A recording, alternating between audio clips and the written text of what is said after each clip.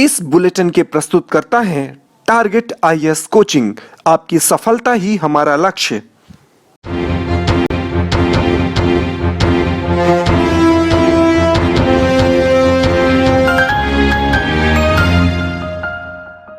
नमस्कार, आप देख रहे हैं रेवा दर्शन। मैं सचेता बघेल आपके साथ। आइए जान लेते हैं क्या है आज की प्रमुख खबरें। नेशनल डॉक्टर्स डे पर धरती के भगवान को बधाई।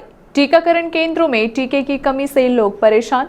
विद्युत मंडल अधिकारियों का ऑडियो वायरल। रिश्वत लेने की जा रही है बात। और भोपाल से 1 दिवसीय प्रवास पर रेवा पहुंचे पूर्व नेता प्रतिपक्ष अजय सिंह राहुल। आइए हम नजर डालते हैं इन खबरों पर विस्तार से।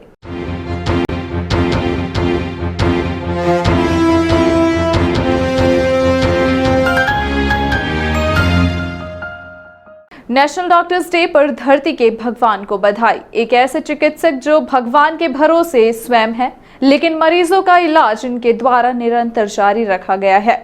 डॉक्टर ब्लड कैंसर से पीड़ित है, फिर भी निरंतर 15 वर्षों से मरीजों को सेवाएं दे रहे हैं। रीवा के मऊगंज सामुदायिक स्वास्थ्य केंद्र में पदस्थ स्त्री रोग विशेषज्ञ डॉक्टर रामानुज शर्मा, जो तकरीबन 15 वर्षों से बीमारी के हालत में समाज के लिए सेवाएं दे रहे हैं, वह इसलिए क्योंकि मऊगंज सामुदायिक स्वास्थ्य केंद्र में स्त्री रोग विशेषज्ञ के लिए किसी भी डॉक्टर की तैनाती नहीं की गई है, जिसकी वजह से अपने रोगों को भूलकर डॉक्टर रामानुज शर्मा स्वयं डटकर सामना करते हुए अपनी सेवाएं दे रहे हैं। इस दौरान 40 वर्षों के कार्यकाल में जनता का अपार प्यार भी मिला है और अंततः समस्याओं का सामना करते हुए अब आज डॉक्टर रामानुज शर्मा के सेवाओं की समाप्ति हुई, जिस पर नम आंखों से उनके सहकर्मियों ने उनकी विदाई की। कोरोना के इस संकट काल में योद्धा की भूमिका में तैनात डॉक्टर्स के लिए आज का दिन डॉक्टर्स डे के रूप में मनाया जा रहा है, क्योंकि अगर आप किसी से पूछेंगी कि क्या उन्होंने भगवान को देखा है, तो जवाब आएगा कि धरती का भगवान डॉक्टर्स ही है। ऐसे में भगवान के रूप में रीवा जिले के मऊगंज सामुदायिक स्वास्थ्य केंद्र में कार्य कर रहे डॉक्टर रामानुज शर्मा वर्ष 1981 में पहली बार मऊगंज सामुदायिक स्वास्थ्य केंद्र में तैनात किए गए, जिसके बाद वह 6 महीने की सेवाएं देने उपरांत पीजी की पढ़ाई के लिए चले गए तथा बाद में पढ़ाई उपरांत उन्हें पुनः मऊगंज सामुदायिक स्वास्थ्य केंद्र में डॉक्टर के रूप में भेजा गया। तब से तकरीबन 40 वर्ष बीत गए तथा डॉक्टर के रूप में उन्होंने मऊगंज सामुदायिक स्वास्थ्य केंद्र में ही अपनी सेवाएं दी। वर्ष 2003 में डॉक्टर रामानुज शर्मा को ब्लड कैंसर की बीमारी हो गई, जिसके बाद मुंबई से लेकर देश के अलग अलग कोनों में उनका इलाज कराया गया तथा वह फिर से बीमारी को मात देकर अपनी नौकरी के लिए तैयार हो गए। बीमारी की हालत में ही वर्ष 2004 के बाद से डॉक्टर रामानुज शर्मा ने मऊगंज सामुदायिक स्वास्थ्य केंद्र में अपनी सेवाएं प्रारंभ रखी। इसके बाद वर्ष 2009 में वह फिर बीमार पड़ गए, मगर फिर भी उन्होंने अपने जोश को ठंडा नहीं होने दिया तथा फिर समाज की सेवा के लिए तैयार हो गए तथा 40 वर्षों से लगातार मऊगंज के लोगों के इलाज के लिए हर परिस्थिति में खुद खड़े हैं। दरअसल वर्ष 1986 में जब पहली बार डॉक्टर रामानुज शर्मा की मऊगंज में पदस्थापना की गई, तब स्त्री रोग विशेषज्ञ के तौर पर यहाँ पर कोई दूसरा डॉक्टर नहीं था और यही वजह है कि उन्हें इस स्थान के लिए चुना गया, जिसके बाद उन्होंने लगातार अपनी सेवाएं जारी रखी। बीमारी के बावजूद जब शासन और प्रशासन को मऊगंज क्षेत्र में स्त्री रोग विशेषज्ञ के तौर पर नए डॉक्टर नहीं मिल सके, तो रामानुज शर्मा ने कहा कि वह बीमारी के बावजूद लोगों की सेवा करते रहेंगे। इस दौरान उनके सहकर्मियों का भी खासा समर्थन मिला तथा बीमारी के बावजूद जोश, जज्बा, जुनून से कार्य करते हुए डॉक्टर रामानुज शर्मा ने अपने 40 वर्षों के कार्यकाल को पूरा किया। आज हम डॉक्टर्स डे सेलिब्रेट कर रहे हैं। इस स्थिति में मऊगंज सामुदायिक स्वास्थ्य केंद्र से डॉक्टर रामानुज शर्मा की सेवा समाप्ति हुई है। तब उनके सहकर्मियों ने सेवा मुक्ति पर भाव विभोर हो उनकी विदाई की। क्या नाम है आपका? मेरा नाम डॉक्टर रामानुज शर्मा है और मैं इंदिरा नगर रीवा का निवासी हूँ। कब से कार्यरत हैं? यहाँ 1 नवंबर 1982 से। 40 वर्ष हो गए, कैसा अनुभव रहा? बहुत अच्छा रहा, लोगों का प्यार बहुत अच्छा। अब आज सेवा से बहाली हो रही है। ये 40 साल की सेवा के बाद आज मुक्त हो रहे हैं। अब कैसा लग रहा है यहाँ से जाने पर विदाई आपकी होगी? अच्छा लग रहा है, यहाँ की जनता का स्नेह आपको मिला? बहुत अच्छा सहयोग, स्नेह, प्यार मिला। अब कुछ बीमारी भी हुई? जी, क्या बीमारी हुई? कब? ब्लड कैंसर की है, 2003 से है। वो कहाँ ट्रीटमेंट हुआ आपका? मेरा ट्रीटमेंट शुरुआत तो बॉम्बे से हुई, बॉम्बे हॉस्पिटल, फिर जसलोक हॉस्पिटल, टाटा मेमोरियल, उसके बाद जवाहरलाल नेहरू कैंसर हॉस्पिटल भोपाल में चल रहा है ट्रीटमेंट। बीमारी के बाद आपने खुद को कैसे खड़ा किया? बीमारी में बस सहयोग मिलता रहा सबको, जनता का, घर का, और मैं काम करता रहा। खुद को स्टेबल करने में भी परेशानी हुई होगी? जी। बीमारी के बाद खुद को खड़े होने में भी तकलीफ हुई? हाँ, दिक्कतें आई हैं कई बार। 2017 में बिल्कुल अपंग हो गए थे, फिजियोथेरेपी होती रही, उसके बाद चलने लायक हुए, फिर भी काम करते रहे। ये अंदर से ये आपका जज्बा कहाँ से आया काम करने का बीमारी के बावजूद? ये शुरुआती है, बचपन से ऐसा रहा। आपने खुद ठाना कि आपको काम करना है? हाँ। 40 साल का कोई आपका अनुभव जो चुनौती भरा रहा हो? बीमारी ही सबसे बड़ी चुनौती रही मेरे जीवन की, जिससे जूझते हुए मैंने काम किया है। आपके कार्यकाल में ऐसा कोई केस जो किसी दूसरे डॉक्टर ने सॉल्व ना किया हो और आपने किया हो? हाँ, कई ऐसे मौके आए हैं कि जब करना पड़ा ऐसा, और नहीं कर पाए तो हमको करना पड़ा। ग्रामीण इलाका है, बहुत से लोग ऐसे भी आते होंगे जिनके पास इलाज कराने के पैसे की कई बार तो मुझे खुद भी देखा कि बहुत गरीब हैं, नहीं कर सकते, तो अपने जेब से सहायता करनी पड़ी।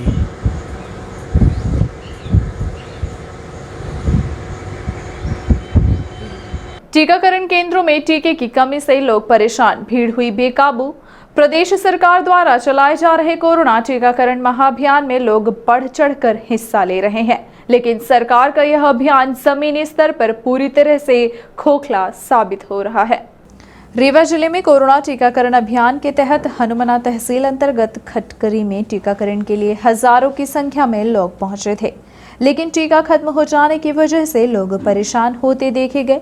वहीं लोगों का आक्रोश भी बढ़ गया और भीड़ पूरी तरह से अनियंत्रित हो गई। अनियंत्रित भीड़ को काबू में करने पुलिस को बुलाया गया, तब जाकर किसी तरह से भीड़ को नियंत्रित किया गया। जबकि युवाओं द्वारा कोरोना टीकाकरण के लिए जागरूकता अभियान चलाया जा रहा है और प्रोत्साहन के तौर पर पेड़ का एक पौधा दिया जा रहा है। वहीं दूसरी तरफ टीके की कमी के कारण कोरोना टीकाकरण केंद्र से लोगों को मायूस होकर लौटना पड़ रहा है। नवयुवक दल के युवा लोग ये चाहते थे कि हमारा गांव जो है कोरोना मुक्त हो। इसके लिए ज़रूरी ये था कि कोरोना का टीका हर 18 वर्ष से ऊपर के व्यक्ति को लगवाया जाए। इसके जागरूकता के लिए हम लोगों ने बहुत सारे प्रयोजनों के द्वारा लोगों को संदेश दिया कि आप कोविड-19 का टीका लगवाइए, सुरक्षित है, बिल्कुल कोई भी दिक्कत नहीं होगी। विद्युत मंडल अधिकारियों का ऑडियो वायरल, रिश्वत लेने की जा रही है बात। रीवा में विद्युत वितरण कंपनी के लिए मीटर रीडर की भर्ती को लेकर एक ऑडियो जमकर वायरल हो रहा है। इसमें दो लोगों के बीच 3,000 रुपए की नौकरी के लिए 15,000 रुपए की रिश्वत देने की बात की जा रही है, जिसका ऑडियो वायरल होने के बाद अधिकारियों ने साइबर सेल तथा पुलिस में मामला दर्ज कर दिया है। जुगाड़ अब ऐसा है, कुछ नहीं करेगा। जे के चक्कर में न भागा, न कहो परेशान हो। डी साहब के प्रोग्रामर साहब एकदम खास आए, एकदम खास आए डी साहब के प्रोग्रामर। तो प्रोग्रामर साहब के लगे जा, ऑफिस के पीछे कमरा है। हाँ, तो उनसे जा मिला। 15,000 में हमारा काम की नहीं, 15,000 में काम कर दें, चूंकि कहा उनका देव को पड़ता। तो पैसा बता ना डूबी जाई। अरे ना, हाँ कैसा डूबी, पहुँच बहुत थी। अब बताई 15,000 तो है नहीं, कहूँ कर्जा पाड़ी ले तो कहूँ ऐसा न हो कि 15 डूब जाए। ये तो कराइन का परी, पेट चलामे का लड़का मेरी बच्चा चलामे का कराइन का परी, कुछ न कुछ कराइन का पड़ी करी का बताई बड़ी मारान की बात। पर एक चीज है, हाँ, प्रोग्रामर साहब से जुड़े में फायदा ही, चूंकि उनका जबलपुर तक पहुँच। अच्छा, हाँ की पहुँची। डी साहब एकदम खास आई, तो मनो कोनो दिक्कत नहीं है। बाकी यही जे के चक्कर में भागत।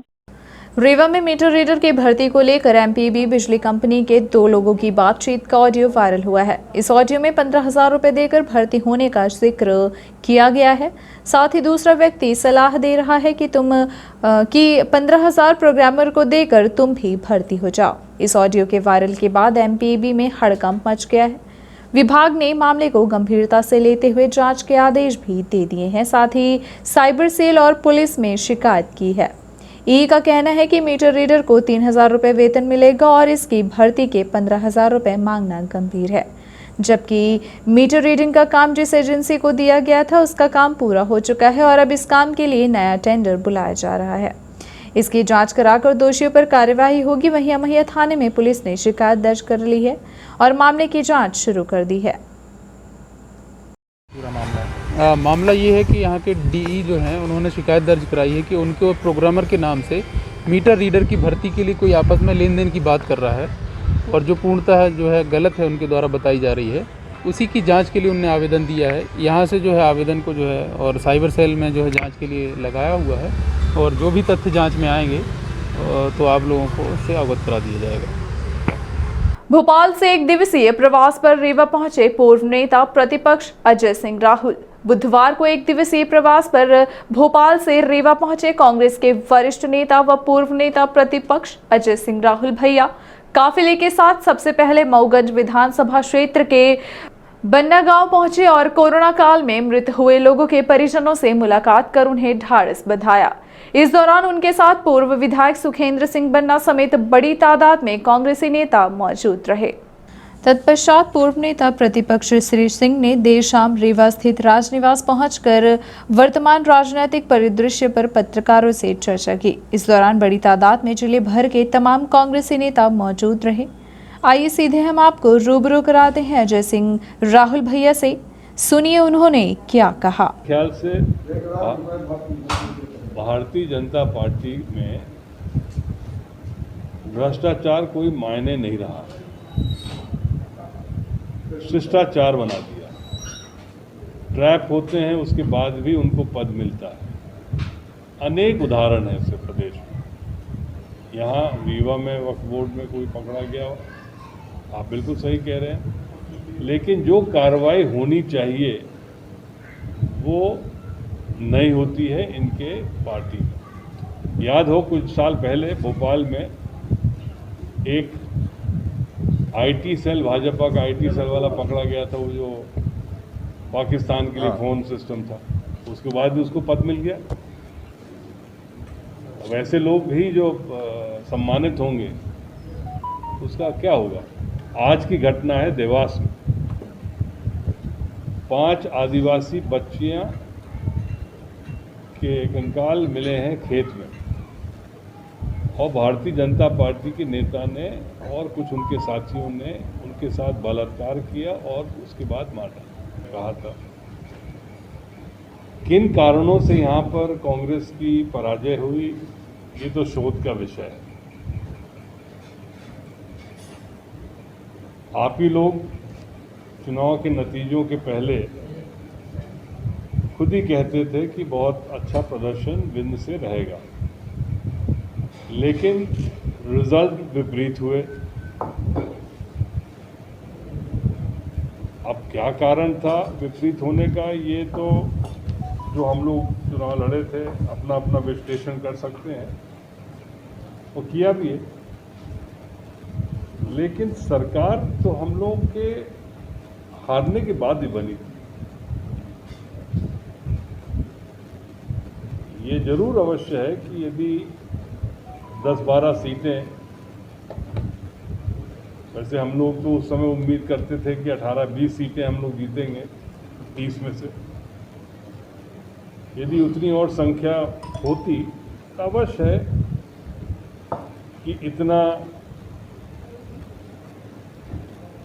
इतनी बुरी हालत ना होती कि छोड़ने के बाद भी हम लोगों की संख्या। अब ये तो एक काल्पनिक चीज़ है, क्योंकि वो तो हो गया, जिनको जाना था वो छोड़ के चले गए, सरकार गिर गई, दुर्भाग्य रहा। ये थी आज की प्रमुख खबरें। आगे की खबरों के लिए बने रहे रेवा दर्शन के साथ। दीजिए हमें इजाजत। नमस्कार।